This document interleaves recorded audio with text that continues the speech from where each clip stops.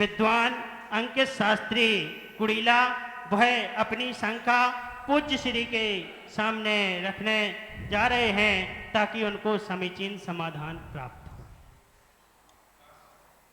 नमोस्तु भगवान। भगवान मेरी शंका है कि मंगलाचरण में कहीं कहीं दो बातें हैं। एक आर्ट्स मार्ग की जो मंदिर है वहाँ देवाष्टौ चा जयाधिका द्विगुणिता विद्याधिका देवता श्री तीत कर्मात्म का सृजन का यक्षस्तरा इस श्लोक को पढ़ते हैं, वो कहीं नहीं पढ़ते हैं। इस श्लोक को पढ़ने में क्या दोष है, क्या दोष नहीं है? देखिए, और जहाँ इसको पढ़ते हैं यदि गलती से किसी वर्ष कहीं किसी मंदिर में नहीं पढ़ा जाता है, इस श्लोक को गलती से पढ़ दिया जाए तो क्या उस मंदिर में पढ़ने से दोष लगेगा? यदि दोष लगता है तो क्या उसको मंदिर में ना आने की सजा भी दी जा सकती है या नहीं? देखिए, मंगलाष्टक जो है ये कोई अनादि निधन नहीं है, गंभीरता से समझिए। मंगलाष्टक कोई अनादि निधन नहीं है, ये मध्य के काल में लिखा गया और इस मंगलाष्टक का उल्लेख भूवलय ग्रंथ में भी मिला। जो देवाश वाला श्लोक है ये मंगलाचरण का जो श्लोक है मंगलाष्टक का, ये भूवलय ग्रंथ में भी प्राप्त हुआ है। बीच के मध्य के जो कुछ सम्मूर्चन विद्वान हुए, सम्मूर्चन समझते हैं? 4 किताबों को पढ़ के जो पंडित बन जाए, एक शांति विधान एक सिद्ध चक्र करा लिया सो वो पंडित बन गया। ऐसे जो विद्वान हो गए हैं उन्होंने इसको अलग कर दिया, इसके अर्थ को समझे बिना। जैसे कहीं लिखा है यक्ष यक्षिणी सहिताय पार्श्वनाथाय नमः। आप सब ज्ञानी लोग हैं ना, सुनिए। यक्ष यक्षिणी सहिताय पार्श्वनाथाय नमः। तो इसमें भगवान को नमस्कार किया है कि यक्ष यक्षिणी को? हाँ,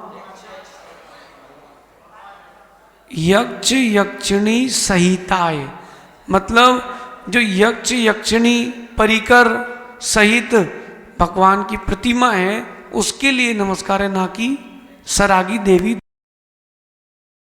ये जो मंगलाष्टक है एक पद कम कर दिया है और एक अपने मन से जोड़ दिया है, तो ये चोरी कहलाएगी। क्योंकि किसी की भी कृति को हीनादिकता करने की आज्ञा आपके लिए नहीं है। जो यथावत है वही पढ़ें। अगर कोई अज्ञानतावश इसे नहीं मानता है तो मिथ्या दृष्टि ही है। तो क्या इसका सजा का पाबंद ऐसा है कि मंदिर में नहीं आए? हाँ, वो अज्ञानी लोग कुछ भी सजा दे सकते हैं भैया। अज्ञानी जो है वो कुछ भी कर सकता है, ज्ञानी लोग ऐसा नहीं करेंगे। आगे नमस्ते। अब जो है अगली शंका लेकर के हमारे विद्वान व्याकरण के अच्छे शशांक सिंगई बड़ा मलहरा जो अपनी जिज्ञासा लेकर के आ रहे हैं पूज्य श्री के सामने जिज्ञासा प्रस्तुत कर। ओम। हे गुरुवर नमोस्तु। मेरी जिज्ञासा थोड़ी भिन्न है, हो सकता है किसी को ये सही नहीं लगे। भारतीय दर्शन के किसी एक न्याय ग्रंथ में कहा है कि तर्क के आधार पर किसी भी चीज़ की सिद्धि नहीं की जा सकती है या किसी की भी सत्यता का निर्धारण नहीं किया जा सकता। लेकिन देखा जाता है प्रत्येक दर्शन, प्रत्येक धर्म, प्रत्येक शास्त्र, प्रत्येक साधु, प्रत्येक लोग भिन्नता को लिए होता है। कौन सत्य है कौन असत्य है इसका निर्णय असंभव सा लगता है, क्योंकि तर्क के आधार पर या हठग्राहिता के आधार पर सब अपनी बात को सत्य सिद्ध कर लेते हैं। जैसे हम कहते हैं कि हमने उनको हराया है या शास्त्रार्थ किया है, तो ऐसे ही दूसरे भी कहते हैं कि हमने शास्त्रार्थ किया और हमने इनको हराया है। तो हम किस प्रकार से क्या आधार लेकर के किस चीज़ को सत्य प्रकट कर सकते? देखिए, माणिक नंदी स्वामी परीक्षा मुख सूत्र में लिखते हैं तर्कात तन निर्णयात। अपन तो आचार्यों की मानते हैं और आचार्यों की नहीं वस्तु व्यवस्था को मानते हैं। अगर आप कहते हो कि ये मेरा आगम है तो ये भी कहेंगे कि ये मेरा आगम है। दोनों के भिन्न भिन्न आगम हो गए, मान्य क्या कहलाएगा? तो आप भी अपने मन से कुछ लिख सकते हो और वो भी अपने मन से कुछ लिख सकता है।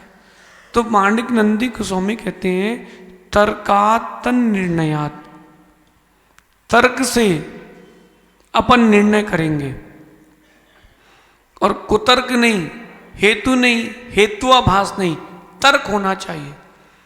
जो तर्क के बिना स्वीकारा जाएगा वो अधूरा सत्य है।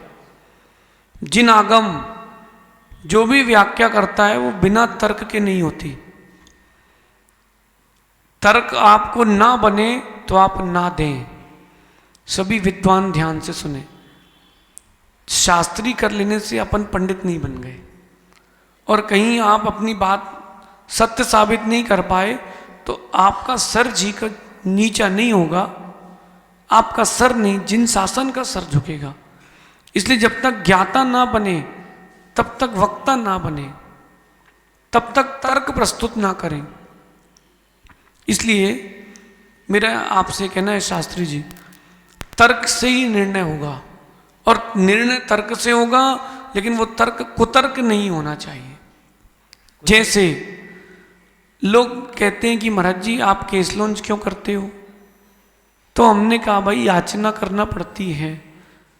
तो वो कहते हैं कि ठीक है हम आपकी पूरी व्यवस्था एक बार में कर दे रहे हैं बिना याचना किए, तो स्वीकार है। तो आप मेरी करोगे, उनकी कौन करेगा।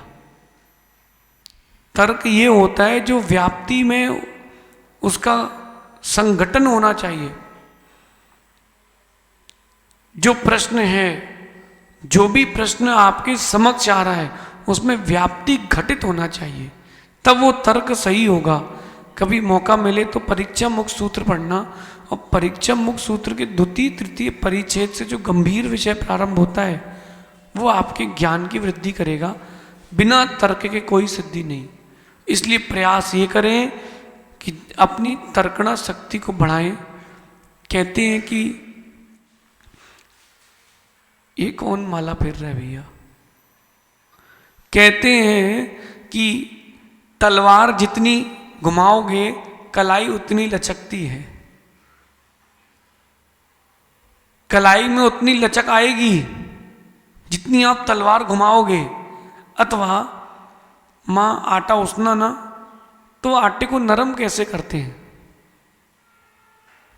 जितना आप उसको गूंथोगे उतना आटा नरम होगा। ऐसे ही जितना आप तत्व का चिंतन से गूंथोगे उतनी तर्कणा शक्ति बढ़ेगी। समंतभद्र स्वामी, अकलंक स्वामी, माणिक नंदी स्वामी और आलाप पद्धति देवसेन स्वामी, इन चारों को अच्छे से रट लो, तर्कणा शक्ति बढ़ेगी, उससे ही निर्णय होगा। आगे अपनी जिज्ञासा प्रस्तुत कर रहे हैं अर्पित जैन बिलासपुर से।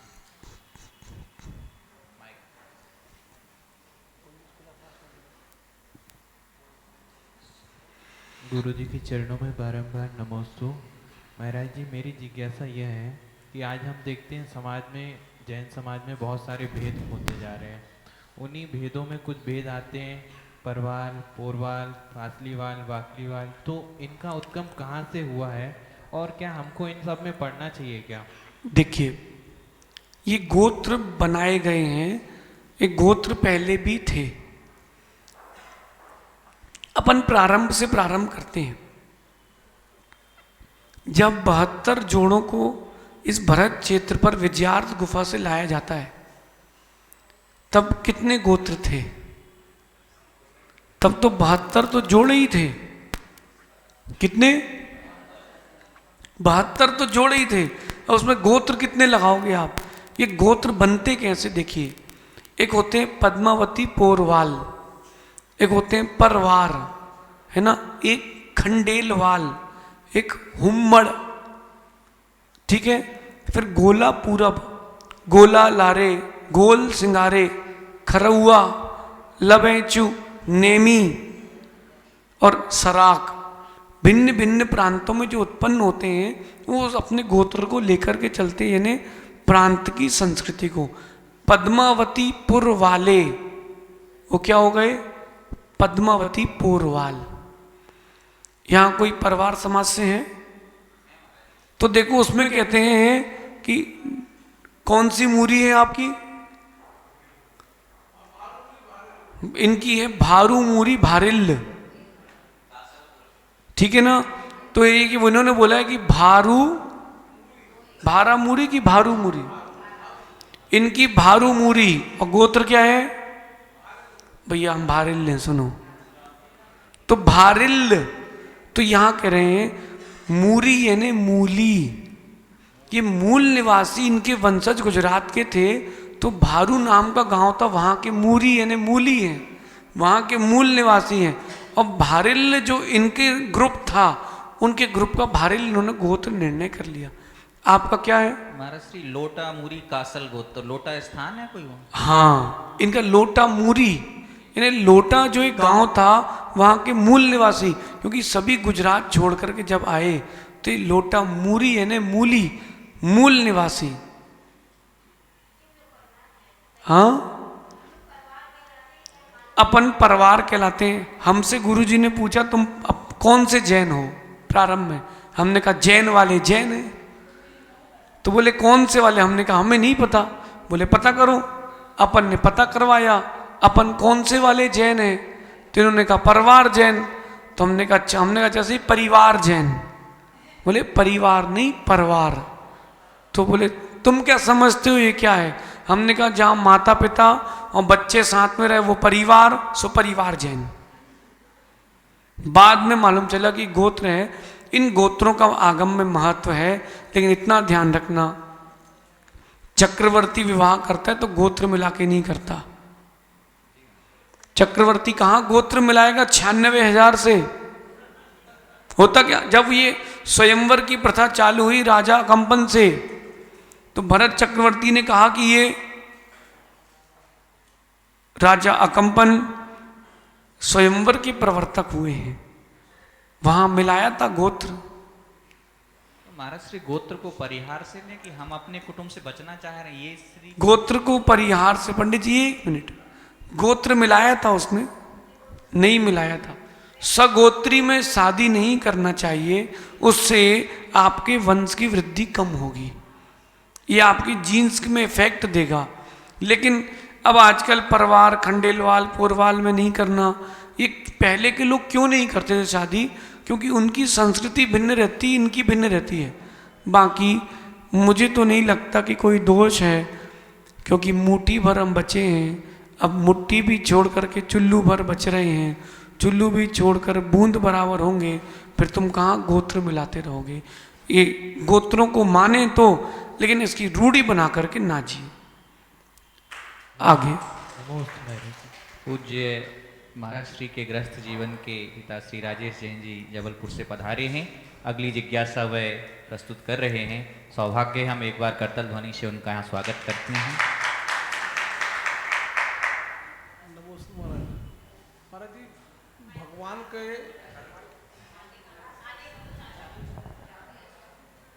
भगवान के माता पिता का आया है।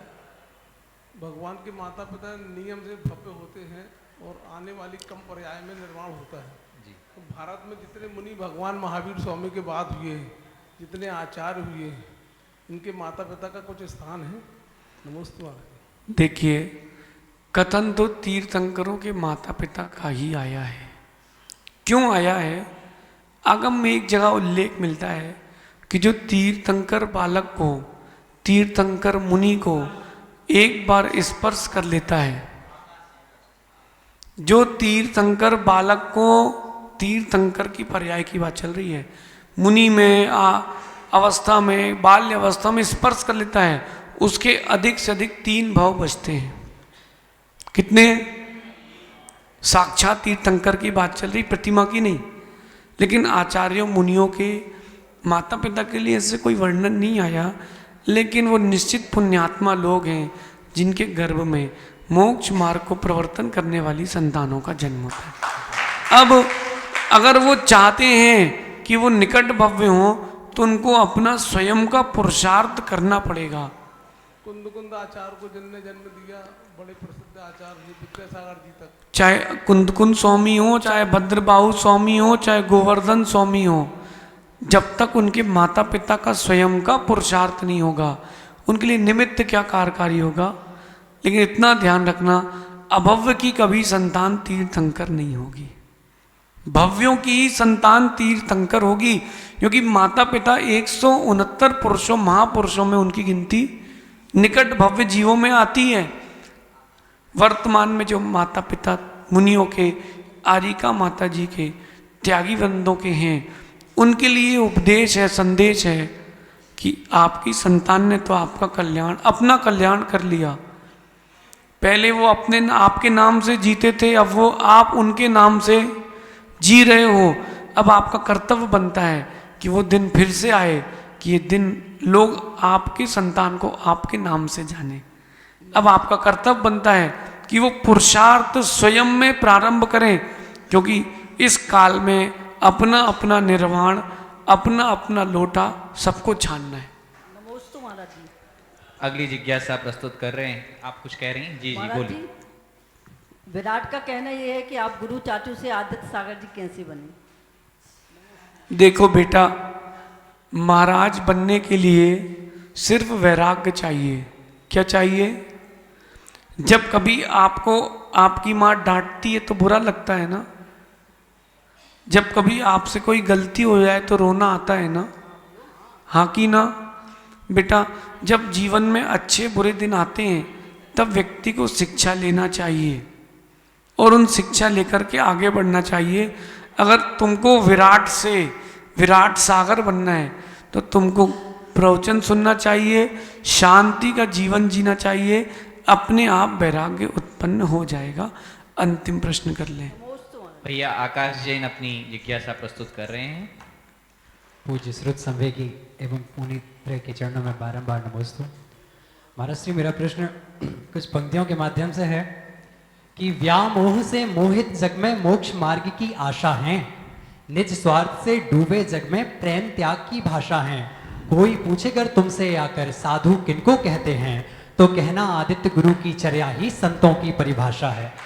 महाराज श्री, यहाँ पर आपके समक्ष बैठे हुए सभी विद्वान आने वाली पीढ़ियों को संस्कारित करने वाले हैं और उनको संस्कारों का बीजारोपण देने वाले हैं, परंतु वर्तमान समय में जो पीढ़ियां दिग्भ्रमित होकर के पंथवाद अथवा संघवाद के कारण पूरी की पूरी आने वाली पीढ़ियों को नष्ट करने का एक जो जिम्मा उठा करके चल रही है, जो कि उनको भी नहीं पता, उसको कैसे परिवर्तित किया जा सकता है? क्योंकि हमें आप मिले, ये हम जानते हैं हमारा कोई पुण्य होगा, परंतु इनको सभी को यह कैसे पता हो कि भैया संघ और पंथ की लड़ाई से हट करके हमें प्राकृत को, जिन धर्म को, जिन शासन को, जिन पताका को विश्व में फहराना है, संघ और पंथ को नहीं फहराना है। देखिए, जितने निष्पक्ष लोग हैं वो सब यहीं बैठे। ये जिज्ञासा उनके लिए जो नहीं आ पाए। एक समय का भाव, एक समय का भाव और अपने मन का हट, ये जीव को पंथवाद में लेके जाता है। आप कितने ही प्रयास कर लो, ये पंथवाद समाप्त नहीं होगा, निरंतर बढ़ेगा। पंचम काल में जिन शासन घटेगा तो परस्पर के वही मनस से ही घटेगा। पुरुषार्थ हमारा ये हो, हम पंथवाद ना मिटा करके हम अपने आप को पंथवाद से बचाएं। और अगर आप स्वयं को पंथवाद से बचाते हो तो निश्चित एक दिन पंथवाद समाप्त हो सकता है। जितने यहाँ विद्वान हैं उन सबसे एक बात कहनी है, जीवन में चाहे जो हो जाए लेकिन मिथ्यात्व की पुष्टि कभी मत करना।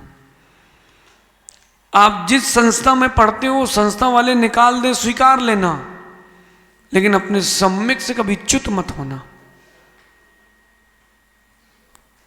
कुछ ना हो तो गुरु हैं, जीवन की हर समस्या के लिए गुरु हैं, लेकिन कभी पंथवाद संतवाद में नहीं पढ़ना।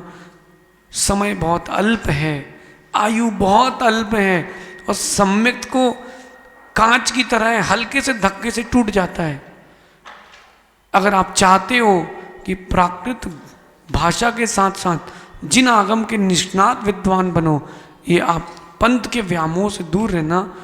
कह मैं सकता हूँ लेकिन करना ना करना ये आपके अंदर का विषय है। अगर आप पंतवाद से दूर हो गए तो निश्चित मानना उच्च कोटि के विद्वान बनोगे। बहुत अच्छा, नमोस्तु गुरुदेव। भगवान महावीर स्वामी की आज की अंतिम